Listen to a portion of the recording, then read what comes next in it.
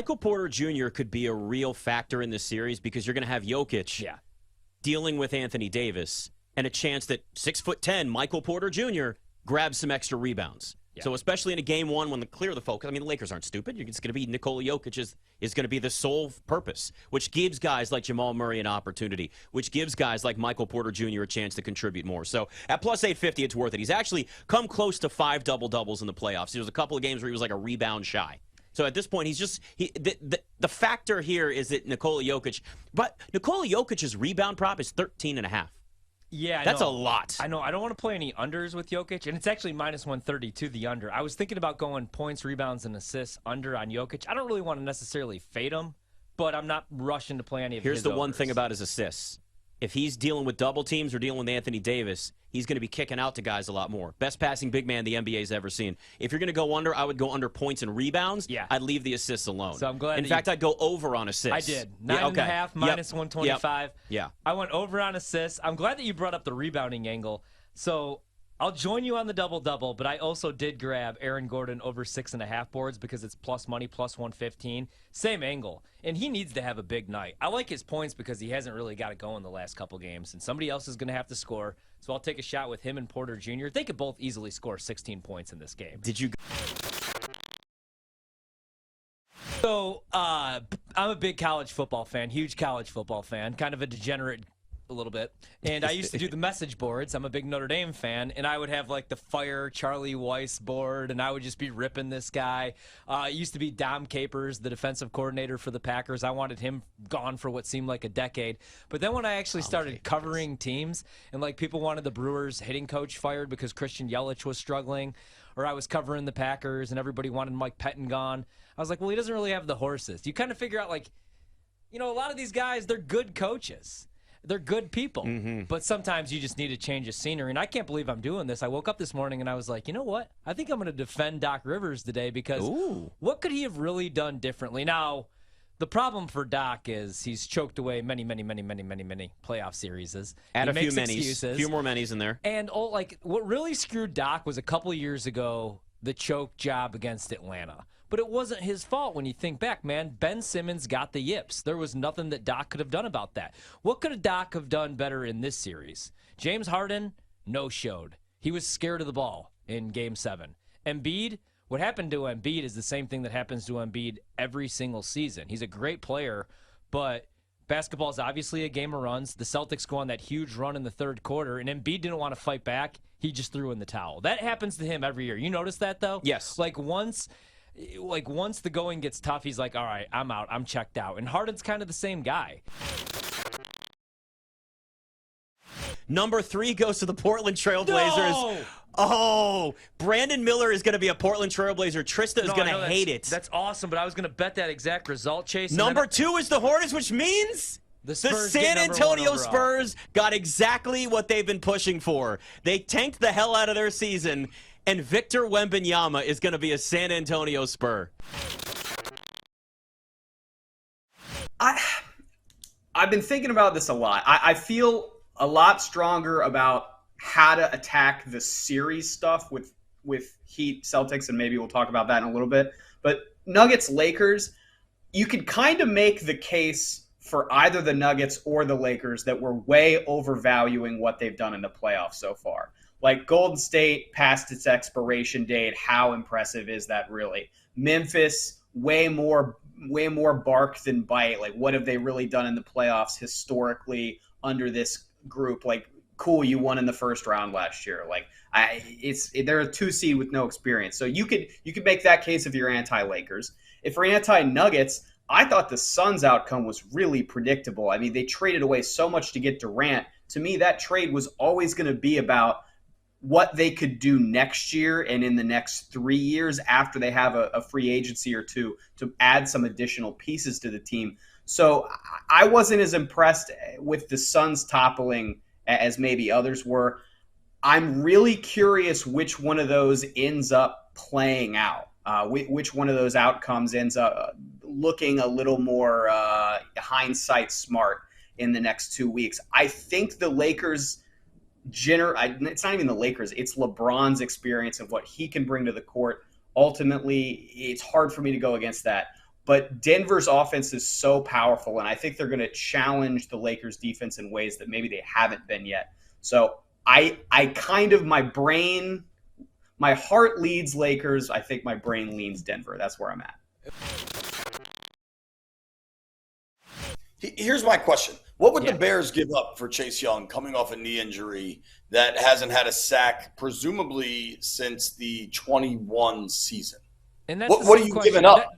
That's what I asked. Like, are you giving up a second-round pick? Because I wouldn't do that for Chase Young. I No don't trust him to stay healthy. I wouldn't do that, and I don't think Washington would do it for a third. The Commanders didn't even pick up his option. Right. So if you take away the name value of Chase Young, if he is player X, and you look at his production on the field for since he's been drafted, you'd be like, all right.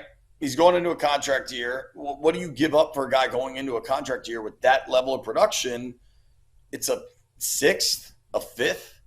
And if you are the team that holds the rights to player X, you're like, nah, we're going to bet on the upside here. I'm not giving you that for a sixth. So I think it's a sexy, salacious internet rumor to be like, oh, they might trade for this or trade for that. I just don't see it. Now, maybe there is a side to the Commanders that wants to trade him or wants to move on and wants to clear the table for a Montez Sweat extension or something like that. Like, I'm not ruling anything out here because everything I hear is, and I know this team pretty well, everything I hear is we're going to put him in a position to play well and we'll pay him. We have a history of this. We paid John Allen. We paid Terry McLaurin. We paid Deron Payne. Play well, we'll pay you. Plus, with an ownership transition that's basically happening now, I don't see him trading Chase Young. But I don't want to disappoint the good people in Chicago. No, I wouldn't, man. I would bet on that upside. I was going to ask you, so if he finishes with 11.5, 12 sacks, it's a contract year. It's a prove-it year. That's a big jump for him. But do you think they would commit to him after just one season? So one thing that's bizarre is locally in D.C., I think I'm one of few people that's on the air that says you should have picked it up.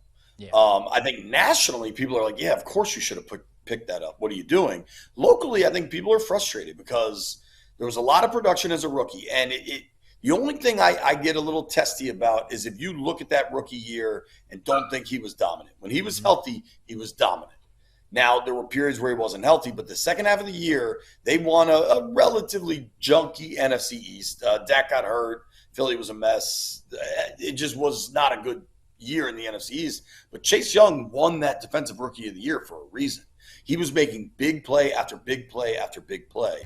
Now, you have to balance that against what we saw early in 21 when he was bad. I mean, people remember the 21 season as when he hurt his knee. He didn't hurt his knee until week 9 against Tampa, and he was just bad prior to that. So then you can balance, is he doing enough off the field? Is he working out? Is he doing his rehab? All that's real, but the fifth-year option would have cost you $17 million. If he's good this year, and let's just say he gets 10 sacks, but he shows the same kind of playmaking potential, because it's not just the sacks, it's the sack fumble, it's the tipped pass INT, the stuff that he has proven to have an ability to do. If he shows that again, he's a $20 million player easy, and the franchise tag is going to cost you 24. So you're that delta jumps pretty big. 17 mil by next year's cap, even if he stinks and you got to cut him and it's guaranteed money, it's not debilitating. I would have rolled the dice on the option. I know that a lot of people wouldn't, but I would have. I mean, the salary cap always goes up. We have this conversation about quarterbacks, too, where there's, this guy's going to be the highest paid quarterback, and then it's somebody else, and it just always becomes the same conversation. I think the frustrating thing with Chase Young is that this is a guy that went number 2 overall, and they needed a quarterback, and Justin Herbert was on the board, and they passed him. And that would be nice to have Justin Herbert in uniform for them. Chase Young, 50-1 to win Defensive Player of the Year. So the Commanders' win total sits at 7.5. I wouldn't touch that.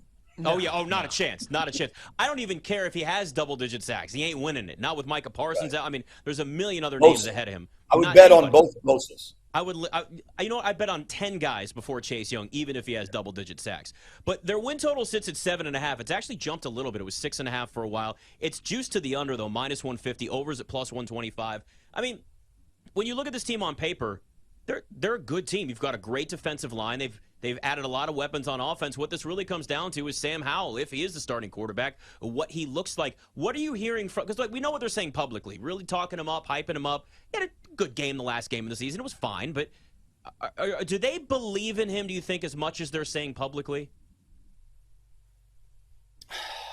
I think they do, and I think there are reasons to really like him. So for me, I've probably watched most of the passes he's ever thrown as a pro. I mean, between rookie minicamp, training camp, all that, he made significant strides from he started the third preseason game last year against the Ravens, and then he started week 18 against the Cowboys, and he didn't play in between there. And the third preseason game last year against the Ravens, you saw the stuff he was doing at Carolina his senior year, which was problematic, which caused him to slide from what many projected was a first rounder coming out after his junior year to a fifth rounder after his senior year.